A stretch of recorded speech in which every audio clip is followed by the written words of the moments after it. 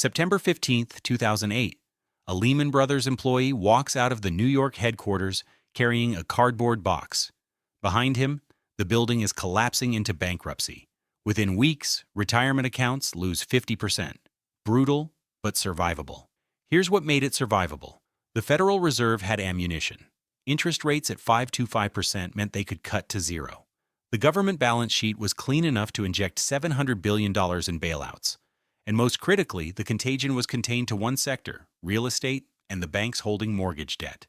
Everything else could keep functioning while housing recovered.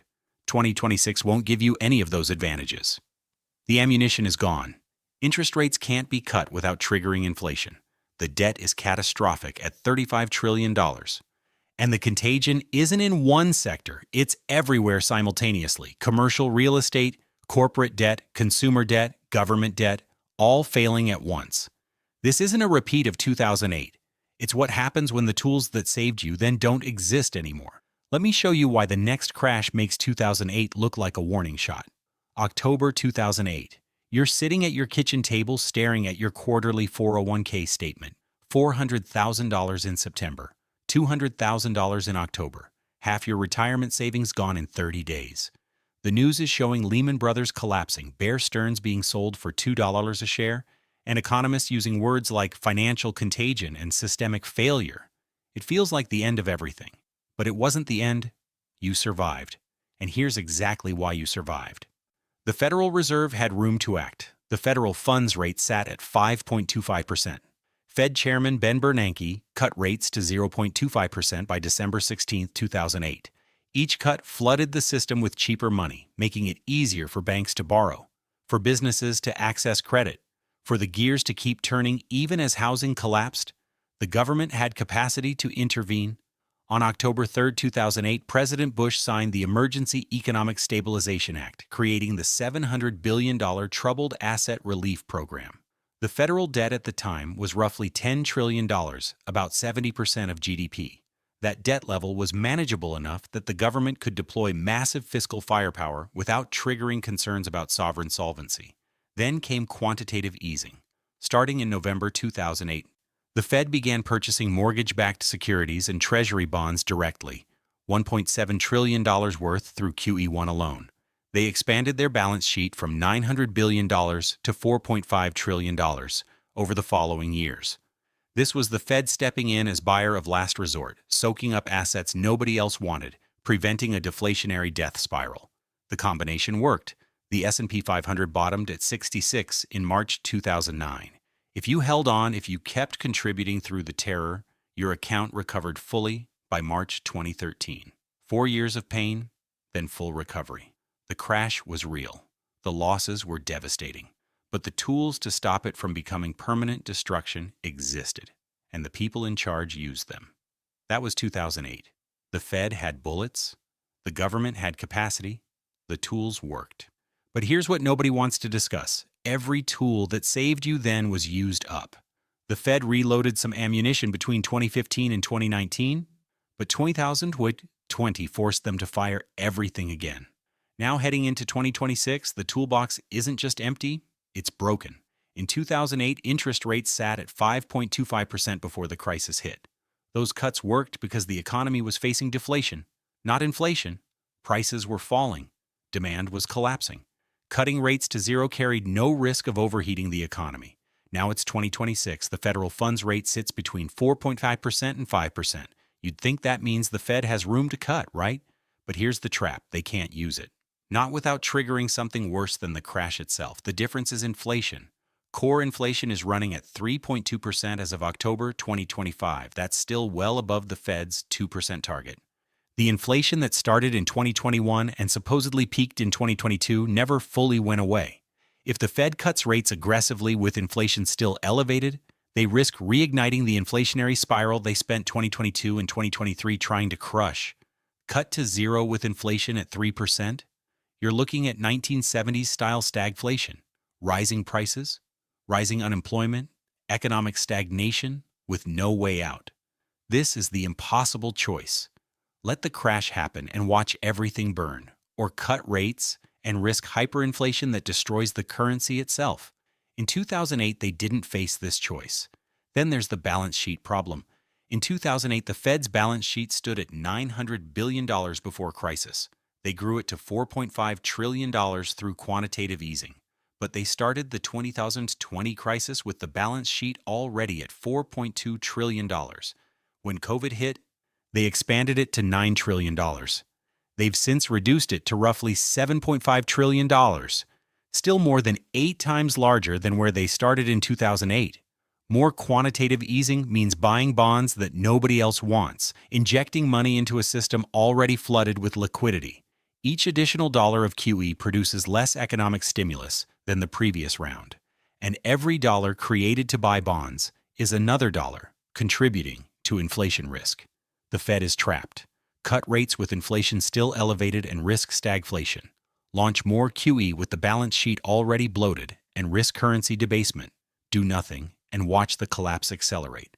In 2008, they had clear options and used them effectively. In 2026, every option leads somewhere terrible. So the Fed is trapped between bad choices.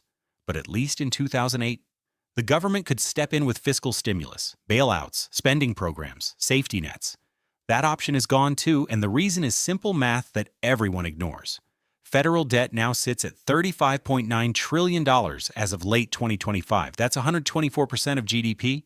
But the real problem isn't just the size of the debt, it's the cost of servicing it. Annual interest payments on the national debt now exceed $1.1 trillion. That's more than the United States spends on defense. Interest payments are now the second largest line item in the federal budget after Social Security. Here's why that matters. Every 1% increase in interest rates adds roughly $350 billion in annual interest costs. The Fed's rate hikes from 2022 to 2023 massively increased how much the government pays just to service existing debt. When the next crisis hits and the government tries to launch a 2008-style bailout, they'll face an impossible problem. Who's buying the bonds? Foreign buyers have been reducing their treasury holdings for years. China's holdings dropped from over $1.3 trillion in 2013 to under $800 billion by 2024. That leaves two options. The Federal Reserve can buy the bonds, which means more quantitative easing, more money printing, more inflation risk, or interest rates have to rise high enough to attract private buyers, which increases the debt service costs even further, creating a spiral where more borrowing requires higher rates, which requires even more borrowing to cover the interest. In 2008, a $700 billion bailout represented about 7% of GDP and was economically feasible. An equivalent package in 2026 would need to be $1.9 trillion at the same GDP percentage. But with $1.1 trillion already going to interest payments annually, where does that money come from? The Fed can't save you because monetary policy is exhausted. The government can't save you because fiscal capacity is maxed out. But 2008 had one more advantage that made recovery possible. The crisis was contained. It was about housing and the banks that financed housing. Everything else, technology companies, healthcare, energy, manufacturing, could keep functioning while the real estate sector recovered. 2026 doesn't have that structure. The vulnerabilities aren't in one sector, they're everywhere simultaneously. Commercial, real estate, office vacancy rates sit at 19.6% nationally as of the third quarter of 2025. Property values have declined 30% to 40% in major markets since their 2022 peaks. Here's the systemic problem. $1.5 trillion in commercial real estate mortgages are maturing between 2024 and 2027. Property owners who took out loans when buildings were worth $100 million now own buildings worth $60 million. When those loans come due, they can't refinance at the new lower valuations. They default. And who holds those loans? Regional banks hold roughly $2.7 trillion in commercial real estate exposure. Then there's corporate debt. Investment-grade corporate bonds total $10.5 trillion. High-yield bonds add another $1.3 trillion. Roughly 20% of publicly traded companies are now classified as zombies. Companies that can't cover their interest payments from operating profits. They're only surviving by rolling over debt. Over $1 trillion in corporate debt matures in 2025 and 2026. Companies that borrowed at 2% or 3% now face refinancing at 7% or 8%. Consumer debt sits at record levels. Credit card debt hit $113 trillion in the third quarter of 2025. Auto loans total $163 trillion. Student loans sit at $177 trillion. Delinquency rates are rising across all categories. This is the cascade. Commercial real estate defaults trigger regional bank failures. Regional bank failures freeze business lending. Corporate debt defaults cause layoffs. Layoffs drive consumer defaults. Consumer defaults collapse retail and services. Each sector pulls the others down simultaneously because they're all interconnected and all over-leveraged at the same time. In 2008, you had one domino. In 2026, every domino is wired together, and they're all falling at once. So you have exhausted Fed tools, maxed out government debt, and simultaneous crises across every sector. But there's one more difference that makes 2026 catastrophically worse. The speed of collapse is no longer measured in months. It's measured in hours. In 2008, selling happened at human speed. Bear Stearns collapsed over 10 days. Lehman Brothers deteriorated over weeks of visible stress. Markets had time to process information. Regulators could arrange weekend meetings where banks negotiated mergers. That speed doesn't exist anymore. Today, 70% to 80% of equity trading volume comes from algorithms. High-frequency trading firms execute millions of trades per second. These algorithms are programmed with rules: sell when volatility exceeds certain thresholds, sell when momentum indicators break through specific levels. When one algorithm starts selling, it triggers volatility that activates other algorithms, creating cascading chain reactions. March 2020 delivered the fastest bear market in history. The S&P 500 dropped 34% in just 23 days. Compare that to 2008, which took 6 months to drop 50%. The speed in March 2020 was algorithmic. Circuit breakers were supposed to prevent this, but they were designed for human speed markets. During the March 2020 crash, circuit breakers triggered multiple times. Trading halted, but sell orders queued up. When trading resumed, all those queued orders executed simultaneously, creating even more violent price moves. Silicon Valley Bank collapsed in 36 hours in March 2023. Customers learned Thursday afternoon that the bank was having problems. By Friday evening, regulators had seized it. Mobile banking and social media meant depositors didn't need to drive anywhere. They opened apps and transferred money instantly. By the time regulators understood what was happening Friday morning, $42 billion had already fled the bank. Here's what 2026 looks like in practice. A credit event triggers algorithmic selling. Markets drop 7% in 90 minutes. Circuit breaker halts trading. Sell orders queue up. Social media explodes with panic. Trading resumes. Queued orders execute immediately, dropping markets another 6%. Second halt. News of bank stress spreads on Twitter. Depositors try to transfer funds. Payment systems freeze from volume. Trading resumes crashes through the 20% threshold, closes for the day. Overnight, Asian and European markets follow the U.S. down, triggering more algorithmic selling globally. By Monday morning, multiple institutions are insolvent. There's no time for bailouts, no time for coordinated responses. In 2008, Bear Stearns got 10 days. Lehman got weeks. In 2026, institutions get 36 hours, and that's if they're lucky. Exhausted tools, impossible debt, simultaneous contagion, algorithmic speed. But the final difference is the one nobody sees coming. In 2008, people believed the system would fix itself.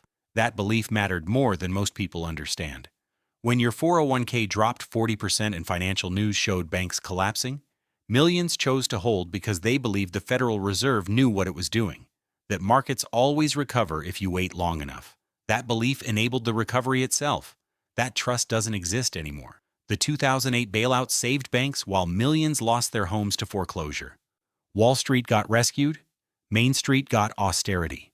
When COVID hit in 2020 and the Fed launched massive quantitative easing, people watched asset prices soar while they lost jobs. The stock market hit record highs in 2021 while unemployment benefits expired and eviction moratoriums ended. Then came inflation. From 2021 to 2023, consumer prices rose over 20% cumulatively. The Federal Reserve initially called it transitory. They were wrong. The Fed was forced to reverse course, hiking rates aggressively through 2022 and 2023, fighting the inflation they said didn't exist. That destroyed credibility. Silicon Valley Bank collapsed in March 2023. The government eventually backstopped all deposits beyond the insurance limit. Special treatment that made people ask why some depositors get protected while others don't. This accumulated erosion of trust creates a fundamentally different crisis environment. In 2008, when officials said the system is sound, enough people believed them to prevent total panic. In 2026, nobody believes them. You've watched them be wrong too many times. You've seen them protect institutions while letting ordinary people suffer. Trust determines whether people hold assets during volatility or liquidate everything in panic. In 2008, people held because they believed recovery was coming. In 2026, belief in recovery doesn't exist. When the crash starts, the rational response is to sell immediately. That creates the death spiral. You sell, which causes prices to fall, which triggers algorithmic selling, which causes more price declines. With no buyers, prices collapse far beyond what fundamentals justify. Even good assets get destroyed because there's no trust, no liquidity, no belief that holding makes sense. The Federal Reserve announces emergency measures. Nobody believes they'll work. The government promises bailouts. Nobody believes they'll come. This is what makes 2026 fundamentally different. The system depends on belief to function. That trust has been systematically destroyed over 18 years. The 1930s Great Depression lasted a decade partly because trust evaporated. The 2008 crash recovered in 4 to 5 years because trust held. 2026 combines 1930s-level distrust with 2008-level structural problems, plus exhausted policy tools, simultaneous sector failures, and algorithmic speed. When the crash comes, the belief required for recovery doesn't exist. The tools are exhausted. The debt is catastrophic. The contagion is everywhere. The speed is inhuman. The trust is gone. But if you know where to look, the evidence that sophisticated players see what's coming is already visible. Corporate insiders have been selling their own company stock at levels not seen outside of market peaks. In the fourth quarter of 2024, insider selling hit $16.2 billion. These are CEOs, CFOs, and board members who see quarterly earnings before they're announced. When executives sell their own company's shares at 4 times the normal rate, with Asansaki or Damori, they're getting liquid before something structural breaks. Hedge funds have increased cash positions to 15% to 20% of assets under management as of late 2025, well above historical norms. Cash earns almost nothing. 20% cash means they're expecting dislocations big enough that having dry powder matters more than being fully invested. Sovereign wealth funds have been quietly reducing U.S. equity exposure. Norway's government pension fund Global reduced its equity allocation by 18% in 2024. Abu Dhabi Investment Authority increased gold holdings to levels not seen since 2008. These institutions manage wealth across decades. They don't panic. When they reposition this defensively, their models are showing something most people aren't seeing. Then there's Warren Buffett. Berkshire Hathaway's cash position reached $325 billion in the third quarter of 2025, the highest in the company's history. They sold significant stakes in Bank of America. They trimmed their massive Apple holdings. They're not buying. They're accumulating cash at a scale that suggests they're waiting for prices far lower than current levels. Actions matter more than words. When someone with Buffett's track record builds a cash war chest larger than the GDP of most countries, it's worth asking what he sees that you're being told not to worry about. Regional banks are signaling stress. Lending standards have tightened significantly. Banks are pulling back from commercial real estate lending, reducing credit lines, and increasing reserves beyond regulatory requirements. They're preparing for losses they expect are coming. Television financial news runs segments telling you to stay invested. Those same segments feature executives who are selling their personal holdings and fund managers whose institutions are raising cash positions. When someone tells you on television to stay invested while they're quietly selling, the gap between what's said and what's done tells you everything.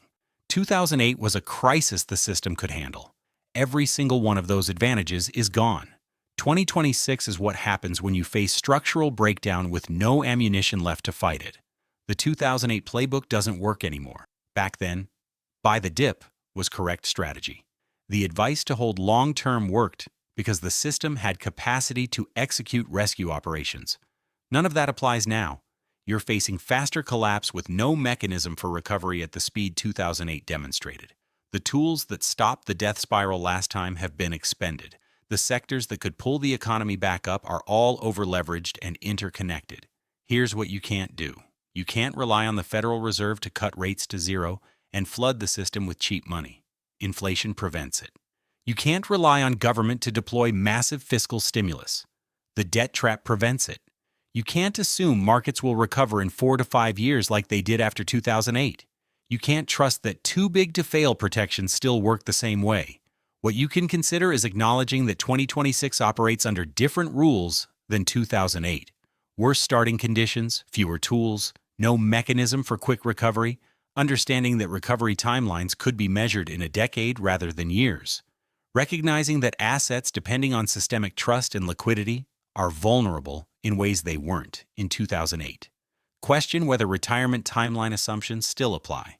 If you're 45 and planning to retire at 65, a crash in 2026 followed by a decade of stagnation rather than 4 years of recovery changes everything about whether your retirement account will support retirement. Pay attention to what institutions with information are doing with their money. When corporate insiders are selling at elevated levels, when sovereign wealth funds are reducing equity exposure, when Warren Buffett is building $325 billion in cash, the divergence between words and actions reveals what people with information actually believe. The difference between 2008 and 2026 isn't about being pessimistic or optimistic. It's about recognizing that the tools don't exist anymore. In 2008, the system was broken but fixable.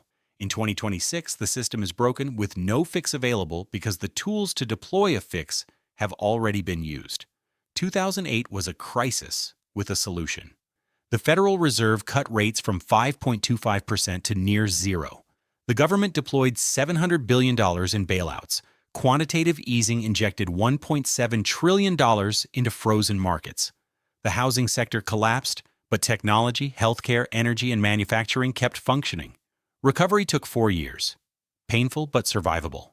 2026 is a crisis without a solution. Not because the problems are bigger, though they are, but because every tool that stopped 2008 from becoming a decade-long depression has been expended. The math is simple. The Fed can't cut rates without triggering runaway inflation. The government can't deploy massive bailouts when annual interest payments already consume $1.1 trillion. The contagion isn't contained to one sector. Commercial real estate, corporate debt, consumer debt, and government debt are failing simultaneously. The speed isn't measured in weeks. It's algorithmic, collapsing in hours. And the trust that made 2008 recovery possible has been destroyed by 18 years of watching how the system actually operates. Every factor that made 2008 survivable is reversed. In 2008, you had one problem: housing. In 2026, you have 5 problems: exhausted monetary policy, debt-trapped fiscal policy, simultaneous sector contagion, algorithmic speed, and systemic distrust. Each problem multiplies the others. No single solution addresses all 5. 2008 survivors waited out the storm because they knew rescue was coming. 2026 survivors will need to understand rescue isn't coming, not because anyone chose to abandon them, but because the resources to mount a rescue were already spent saving 2008. This isn't a repeat. It's the sequel where the hero already used up all their powers, and the villain is bigger.